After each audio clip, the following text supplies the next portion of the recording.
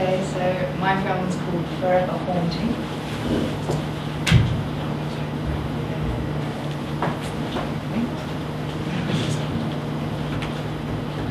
Why did you choose that title? Just what we're waiting for it to upload? I'm not sure actually. How do you like I it? thought it was quite. I thought it linked well with what my film was about. Which is this? Yeah. Okay. The plot of my film is basically about a guy who loses his mother at a young age, and Tom, I'm recording. not long after he loses his father as well, and because of this he suffers from severe depression and develops a split personality because of that. The idea for my film came from my English coursework first year, and I merged it with my friends as well, because I really liked the sound of it. It really kind of drew me in. And once I decided on what I was doing, I realised that it was quite similar to the butterfly effect, so I researched quite a bit on that. My genre was drama, and I portrayed it through editing, camera shots, the titles that I use, and music that I apply to it. My target audience is roughly from 12 upwards. What's the butterfly effects rating? Do you know? I think it's 12. Yeah. Okay.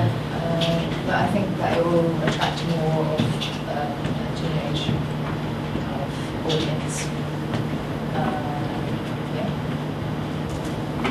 I found challenging actually like filming the piece is I found quite hard because my older sister and brother work, and I had to kind of work my schedule around them instead of the other way around, so I found that quite hard. And when I was filming, I was always quite scared that I wouldn't get the footage that I wanted. So and then what I found successful was that the editing that I used, I thought was quite good to show a sense of mystery. And the way I placed the gunshot and the title of the film, I thought was quite cool. So, yeah. Okay. Let's have a look. Forever Haunting.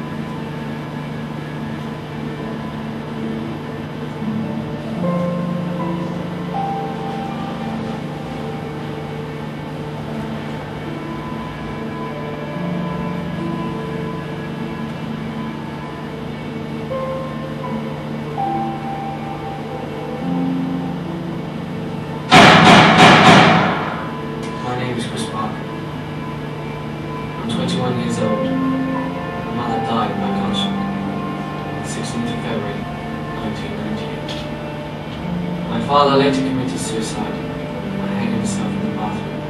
A traumatic experience. both my parents and became an orphan with nothing. I was taken in by an adoption agency, and from then onwards I suffered from a severe case of depression. I sometimes black out and find myself in other places, not knowing how I got there. These blackouts are something that I have no control over, and recently they've become more frequent. They scare the shit out of me. Round of applause, eh?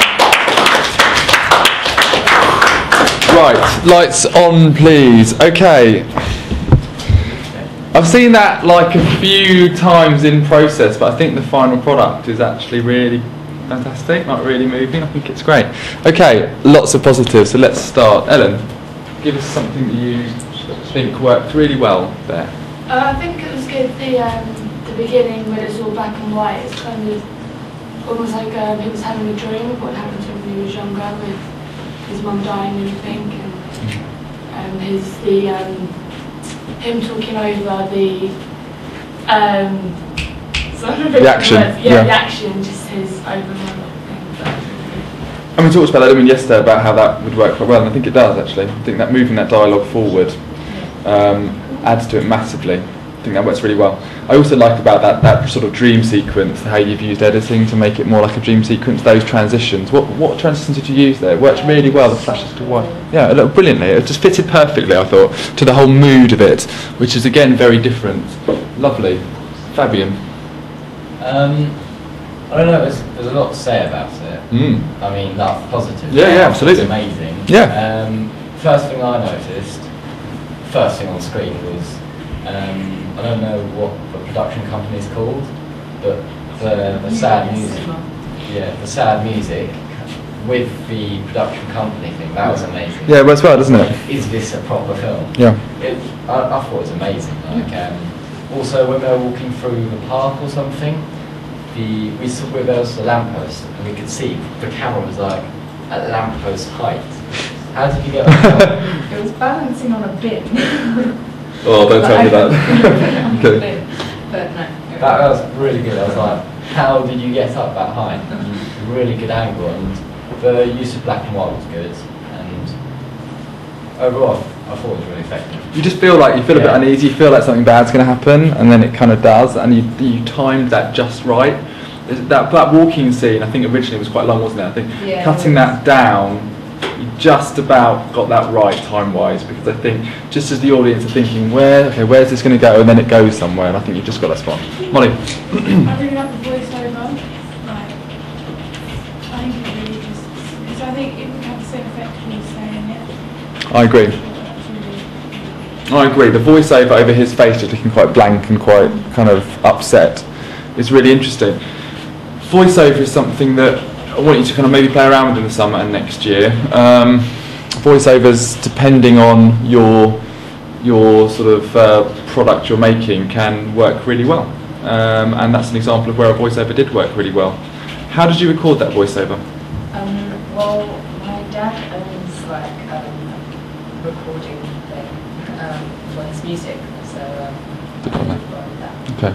And I think I said to some groups, it might be in this class or the other class, but the easiest way to do a voiceover is just to get someone speaking into the microphone quite loudly, unhook the video and audio, get rid of the video, keep the audio. Done. Good. Molly, shall we? I like the voiceover as well. I like the use of music. Really to set the mood. Really kind of melancholy and quite sad. You feel kind of quite sad, but you also kind of want to watch and if you were to go and watch that film, it wouldn't be like a laugh-a-minute film, would it? It would be quite a sad, depressing film, but those kind of films exist and they're out there. Yeah, it did, didn't it? Everyone on the computers was watching too. Like the whole room kind of was quite spellbound by that in lots of ways. And The Butterfly Effect is a kind of film that you do watch and aren't enjoying all the time, are you? That film, That Butterfly Effect, is quite disturbing in lots of ways, but it makes it powerful. Good. Georgia? Yeah, I like how the opening title with the music. I really love the music. That's really good. And also, like everyone said, the voiceover like that, and the black and white. Yeah, I like quite a lot of it. Yeah, it was really good. Well done. Yeah, no, you absolutely pulled it all together. Ascendila? Well, I love how it looks clearly. Like nearly the end. Yeah, the camera will focus it just at the end. Yeah, I agree. Just focusing on it's very still, that shot, but stillness works really well in your film. If it had been if it had been sort of, you tried to create an editing mood like you know Bobby's film, that had to be fast paced, an action film, and yours had to be still because it's still, and it was good. Yep, Bobby. I think all the transitions you used in that were great. From the titles and the footage and the music, it just seemed really flowing. It wasn't like interrupted by anything. It wasn't short or junky, or it just flowed from one scene to the next with the music creating a good sound bridge. It was really good. Absolutely. Okay, Bobby. Jack. Yeah, again, I quite like the voiceovers. I think they match it really well. It makes it quite unique compared to other people's work. So I think it makes it stand out pretty good. Absolutely. Where you put the titles in as well, you don't just throw them all in at the beginning, you sort of like extend it on. So it's pretty good. Yeah, I think you're right. I think just extending it throughout the 2 minutes makes it feel much more like the opening 2 minutes of a film if you drag that out. Anything to criticise? I think we're all a bit blown away by it really, but anything to criticise, anything we want to say or think, right, this is something you can maybe work on for next time, Shelby? I think everyone's has got this, but the camera was a bit shaky at times, so I think everyone's had. Yeah, absolutely. Constant battle, really. You know, my year 13s are still really struggling with that idea of being able to. We've actually done some practice stuff where you're just practicing smoothly moving the camera, using a tripod, school equipment, very hard, often requires a number of reshoots to get it just right, and even then it's part of the mark scheme. So I think that would be your one area to focus on, really. Okay, that smooth camera, especially at the scene where we're watching, where Chris is kind of, in the house and he's walking. Yeah. Okay, camera work would be the area. But yes, Fabian. Small thing. This I don't think it's like Gem's fault. It's like the transitions and what we have available. Yes. Because I looked at a few transitions and like the effects that you can use like a metallic effect in the picture. Absolutely. And I think they're good. It's like for what we need and stuff. But I think it's really limited. So if you go to a studio, obviously we're going to have like millions. Like what was it? A fade to white that blurred a little bit transitions. I thought they were good, but they were too fast. So I don't know if you can slow them down here. But I think like in a proper film or to improve on it, just slow the transitions down a little so that it doesn't blur straight away into another image, because you need that slow pace to make like the audience will feel slow and they'll feel like this is a long, sad story and they'll be drawn into it instead of fast transition. But as I said, I think that's more like technology. Yeah, interesting point. I mean, I think, to round things off, I think, Gemma, when you're working on your own, it can be much more difficult, and I think you pulled it out of the bag brilliantly, and I think, I'm probably speaking for the rest of them, I would imagine we maybe think that's probably the best one so far. Okay? And I think that's to your credit, really good, well done.